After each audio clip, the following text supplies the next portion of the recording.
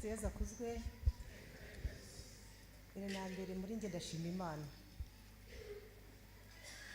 Ngize amahirwe akomeye aba ni ababyeyi bacu bakuru umuryango. Kugira ngo ngire icyo mvuga mbanje kubahisha.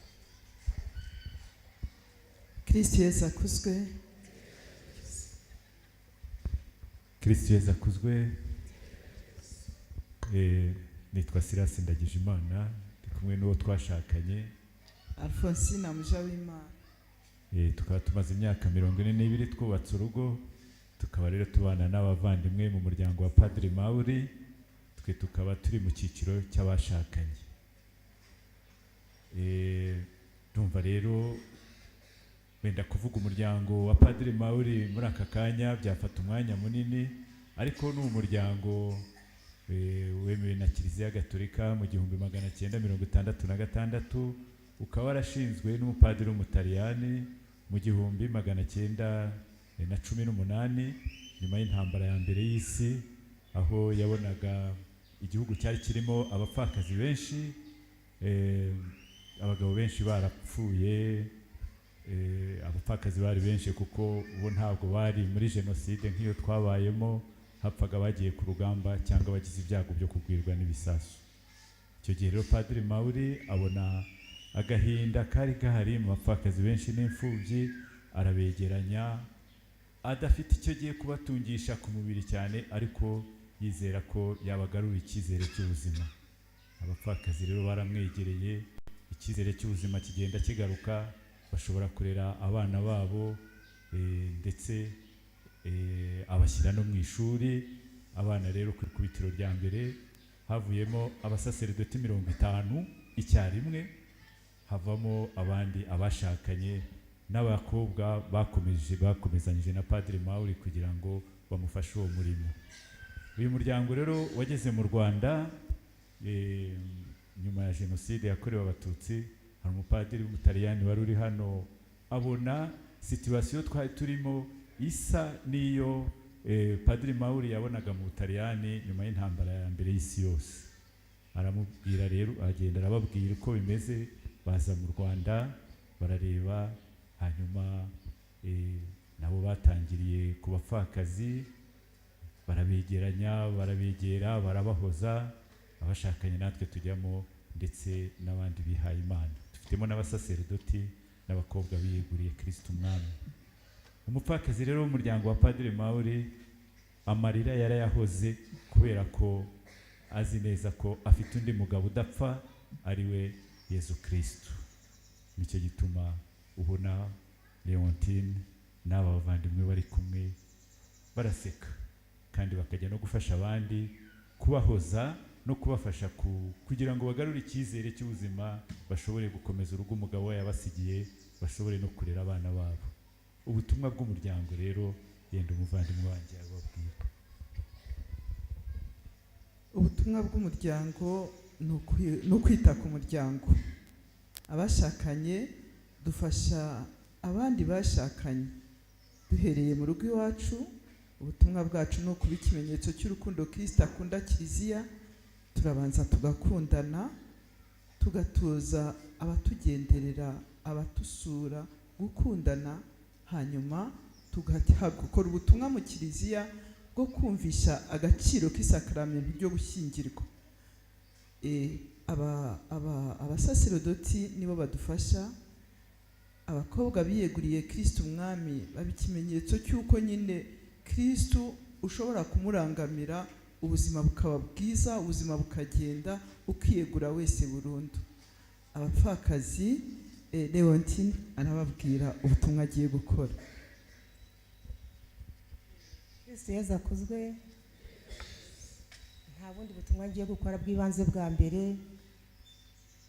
Bavandimwe dusangiye ubuzima, abakiri kure, abakiri mu marira, mbahaye karibu.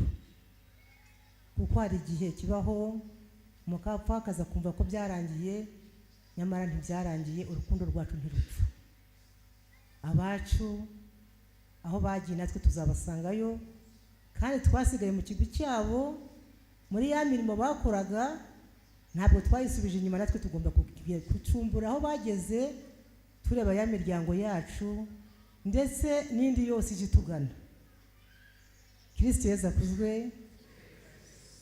Kumwiyegurira rero, kwiyegurira Kristo umwami ni umugambi ukomeye mwizo ntambwe zaho Nyagasana azajya ntuma hose n'abaza bangana bose, kandi mbere na mbere mu rugo rwanjye, ngakurikizaho abaturanyi, paruwasi n'ahandi hose bazankenera.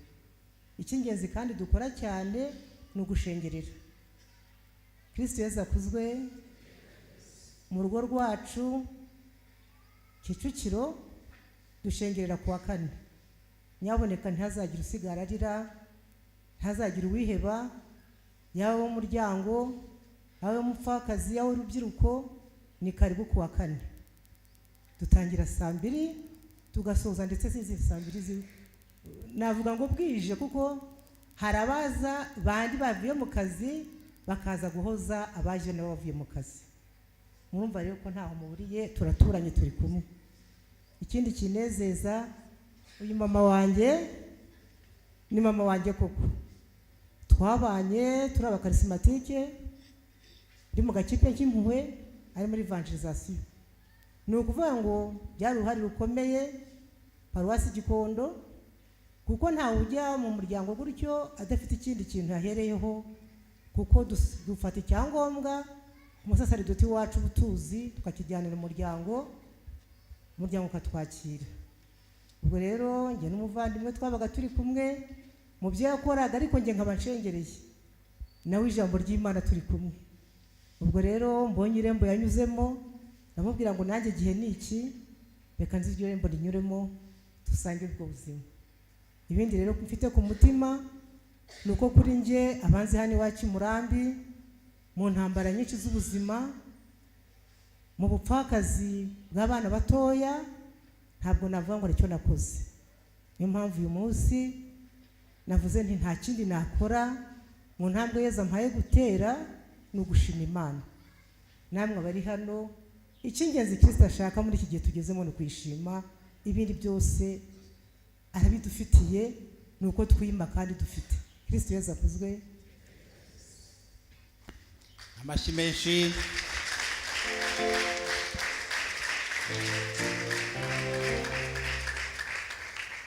Kristo Yesu akuzwe. Ntabwo mvuga byinshi ku byo avuze uko nibyo, ariko kugira ngo twinjire muri uyu muryango wa Padiri Mauri, natwe twabihawe no gushengerera. Twahuraga kenshi tugiye gushengerera n'uyu muvandimwe, tukabona hari abapfakazi nyine ubona bacitse intege, birirwa barira, ndetse simbihisha, ukabona n'umupfakazi nk'umugabo yaramwinciye, amutwaye utuntu twe twose, amubujije kurera abana, aradutwaye. Dusanga umupfakazi akwiriye guhaguruka nawe akabyereka Imana, ariko Kiliziya ikamufasha. Kiliziya yamufashije rero, yafashijwe cyane cyane n'abavandimwe twagiye dusanga. Uwa mbere winjiye muri uwo muryango ni Nasteria, ntabwo yashoboye, ntiyaje hano, ariko nyine ni wa mbere winjiye mu muryango. Ababyeyi ubona barabatoza, baza gusezerana. Noneho mpuye Nasteria nawe nawe twari inshuti mu no tunashingirira. Namubaza ntese uwo muryango wanyu ukora iki, umara iki? Ndi kuko ndi ngewe ngira umukobwa, nari naratekereje kwiyegurira Imana, ariko nyine mbonye umusore maze gukura cyane, ndi umukobwa w'imyaka 25, mbonye umusore aje ntingiza Imana, mbonye umugabo nsimbukira umugabo. Ariko burya ni ukuri, mwese ndababwiza ukuri, Imana niyo tugenera ubuzima. Nubwo nari nkeneye, numvaga nkeneye umugabo bwose, numvaga aramutse yitabye Imana nta wundi mugabo nashaka umuryango w'abiyeguriye Imana, mbaza aho uri nkawukurikirana, noneho nanjye nkiyegurira Imana, ariko sinshake umugabo wa kabiri. Numvaga umugabo wa kabiri tutashobokana, kuko uwa mbere yarankundaga cyane, nkumva rero uwa kabiri tutashobokana. Ubwo Rastari yamaze kunsobanurira neza, niho nanjye ninjiye.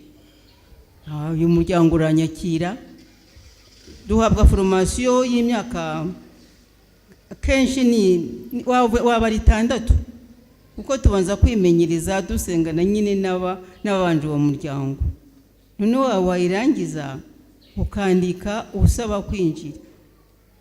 Kugira ngo ubone icyo usaba kwinjira muri uyu muryango nyine kwinjira kugira ngo utangire kwiga, uguma kuri umupfakazi wasezeranye imbere ya kiliziya. Ntabwo umupfakazi wari wese yaza ngo bamwakire, bakira umupfakazi wasezeranye imbere ya kiliziya, wapfakaye yari yarasezeranye imbere ya kiliziya. Aho ngaho hagomba kwibandwa cyane, kuko ntabwo indaya yaza ari indaya kabutindi ngo ujye kugira ngo ngwino ugiye kwiyegurira Kristo umwami, yaza ukoza isoni. Ndumva ibyishimbuza ari ibyo ngibyo, ibindi uzumva uyu muryango wacu mushimishije, turahari turishimye, turabamikazi. Ndumva rwose umugore wa Kristo umwami ntacyo yabura na Kristo umwami. Uzapfakara rero uzagira ibyago ntawe ubyifuza, ariko uzagira ibyago aho kujya mu kayoga ngo umugabo wari inshuti akuyobore mu kayoga, abana ntibarerwe, ibintu babigutware, uzaze mu muryango wacu, ni ukuri ibibazo bizaza bihakemurira. Kristo yezakuze. Amashyi menshi. Nuko murakoze ku butumwa bwiza muduhaye, murakoze cyane. Ubwo kandi n'abandi bumvireho bose uzajya ugera kuri icyo kigero batubwiye, ntazigunge.